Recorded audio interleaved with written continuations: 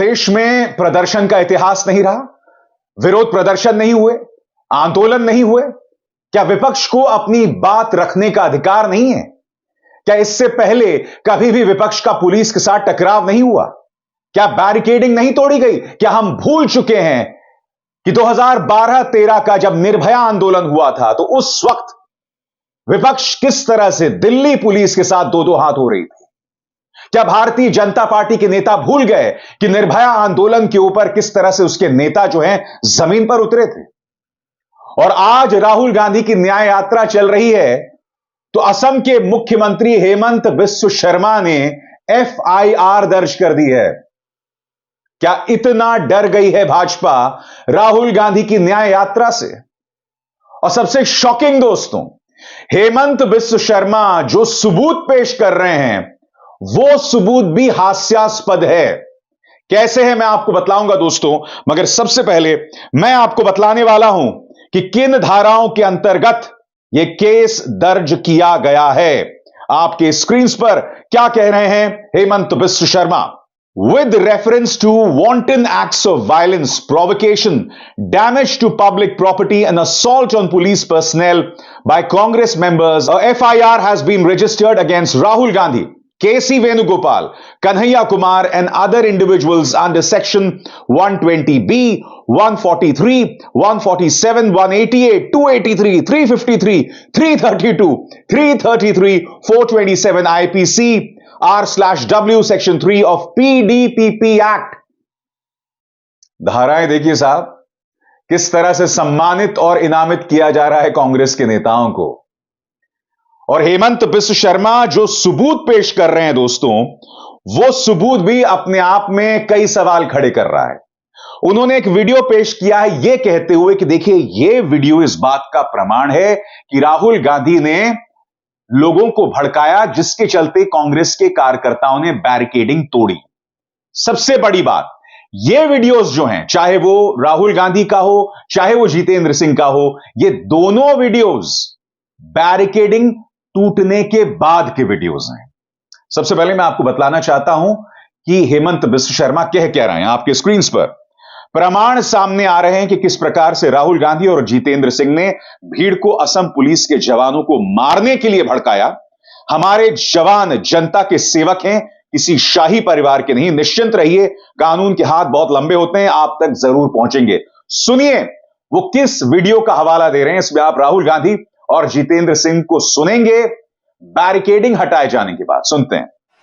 अब देखिए, यहां पे बैरिकेड था नहीं था, उड़ा के फेंक दिया हमने। आप सबों ने बैरिकेड भी तोड़ दिया, सब काम कर दिया है। जीत हमारी हुई है, जीत हमारी।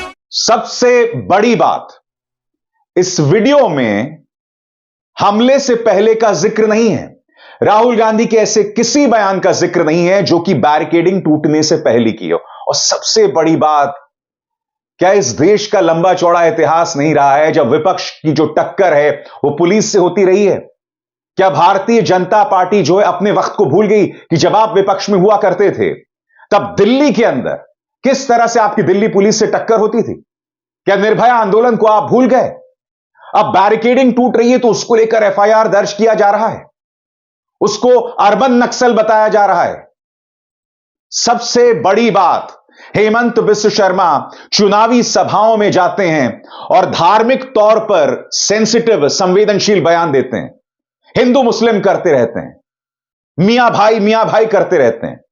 आपके इन बयानों को भड़काऊ क्यों ना माना जाए? मैं आपको बतलाना चाहता हूं दोस्तों कि राहुल गांधी ने सीधा हमला बोला है हेमंत बिस्व शर्मा पर, और शायद यही वजह है कि हेमंत बिस्व शर्मा जो हैं उनके खिलाफ भड़के हुए हैं। पहले राहुल गांधी ने उन्हें भारत का सबसे भ्रष्ट मुख्यमंत्री बताया था, और अब उन्होंने क्या कहा है आपकी स्क्रीन पर। असम के मुख्यमंत्री ने दलितों और पिछड़े वर्ग का जितना बड़ा अपमान किया कोई नहीं कर सकता। क्या कह रहे हैं राहुल गांधी, आइए सुनते हैं। कुछ दिन पहले आपने चीफ मिनिस्टर का ट्वीट देखा, कहते हैं कि पिछड़ी जात वाले दलित जनरल कास्ट वालों के काम करने के लिए पैदा हुए हैं, जनरल कास्ट की सेवा करने के लिए पैदा हुए हैं।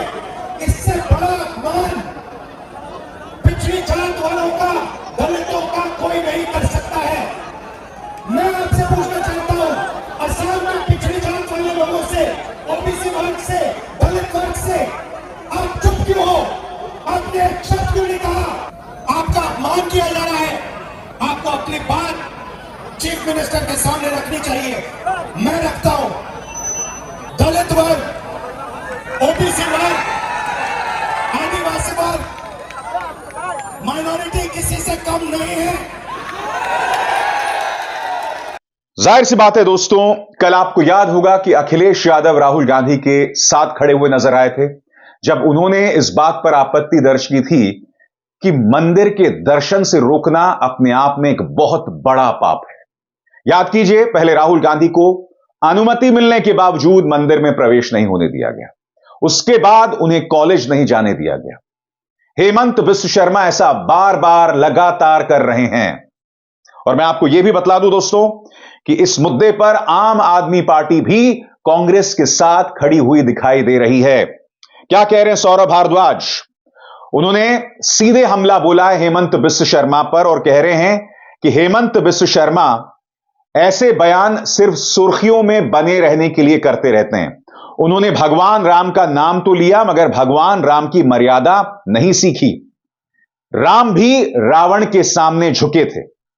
राहुल गांधी की न्याय यात्रा पर उन्होंने कहा कि मुझे लगता है कि असम के मुख्यमंत्री हेमंत बिस्व शर्मा को राजनीति नहीं पता।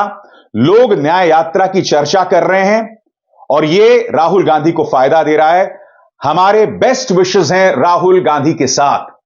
दरअसल हो क्या रहा मैं आपको बताता हूं दोस्तों। जैसे जैसे न्याय यात्रा बढ़ रही है, राहुल गांधी या कांग्रेस अपनी तरफ से कुछ नहीं कर रही। जिस तरह से दबिश, जिस तरह से अंकुश भाजपा की सरकार लगा रही है, हेमंत बिस्व शर्मा लगा रहे हैं, इसका फायदा सीधे तौर पर राहुल गांधी को मिल रहा है और अभी आगे भी कई राज्यों से गुजरेगी और स्वाभाविक सी बात है उत्तर प्रदेश में भी प्रवेश करेगी। हेमंत बिस्व शर्मा एक हल्का सा ट्रेलर दे चुके हैं कि आगे जब गैर भाजपा राज्यों में राहुल गांधी प्रवेश करेंगे तब क्या होने वाला है। इसका एक हल्का सा ट्रेलर हेमंत बिस्व शर्मा दे चुके हैं। बड़ा सवाल यह कि राहुल गांधी जो अपनी न्याय यात्रा में 5 किस्म के न्याय की बात कर रहे हैं, क्या इस वजह से भाजपा में चिंता है? क्योंकि इसके अंदर वो महिला सम्मान की बात कर रहे हैं, युवाओं को न्याय देने की बात कर रहे हैं। वो कौन से 5 न्याय जिसका जिक्र राहुल गांधी ने कल अपने प्रेस कॉन्फ्रेंस में किया, आइए सुनते हैं। न्याय यात्रा के पीछे न्याय का आइडिया है और उसमें हमारे 5 स्तंभ हैं जो देश को शक्ति देंगे। 5 न्याय के स्तंभ जो देश को शक्ति देंगे। युवा न्याय, भागीदारी, नारी न्याय, किसान न्याय और श्रमिक के लिए न्याय। तो इन स्तंभ के लिए हम एक प्रोग्राम आपके सामने, कांग्रेस पार्टी आपके सामने अगले 1 महीने में, 1.5 महीने में रखेगी। दोस्तों, मैं जानता हूं कि कई लोग कमेंट सेक्शन में आकर कहेंगे कि भाई आप भारतीय जनता पार्टी की क्यों आलोचना कर रहे हैं, आप कांग्रेस का पक्ष क्यों ले रहे हैं। मुद्दा कांग्रेस के पक्ष का लेने का नहीं है। मुद्दा यह है कि विपक्ष को प्रदर्शन करने का अधिकार है। यह पहली बार नहीं हुआ है जब पुलिस के साथ टक्कर हुई है। यह पहली बार नहीं हुआ है जब बैरिकेडिंग को तोड़ा गया है। इससे पहले भी ऐसा होता आया है, भाजपा भी ऐसा करती रही है। तो क्या उस वक्त की सरकारों ने उनके खिलाफ एफआईआर दर्ज किया था? सबसे बड़ी बात, एक वो दौर भी था जब संसद के अंदर भाजपा के सिर्फ 2 सांसद हुआ करते थे। क्या उस वक्त की जो सरकार थी, राजीव गांधी की सरकार, उन्होंने उन पर दबिश डालकर उन्हें संसद के बाहर का रास्ता दिखला दिया था? जैसा हाल ही में करीब 150 सांसदों को दोनों सभा के स्पीकर्स ने निलंबित कर दिया था और अब पुलिस दबिश डाल रही है। राहुल गांधी तो पहले ही अपनी सांसदी खो चुके हैं। वो तो सुप्रीम कोर्ट का फैसला आया जिसकी वजह से उनकी सांसदी दोबारा बहाल हो गई। मैं फिर सवाल पूछना चाहता हूं, लोकतंत्र में विपक्ष की जगह है या नहीं है? कानून हाथ में नहीं लेना चाहिए, मगर बड़ा प्रश्न यहां पर, क्या इससे पहले कभी भी भारतीय जनता पार्टी के नेताओं ने बैरिकेडिंग नहीं तोड़ी है?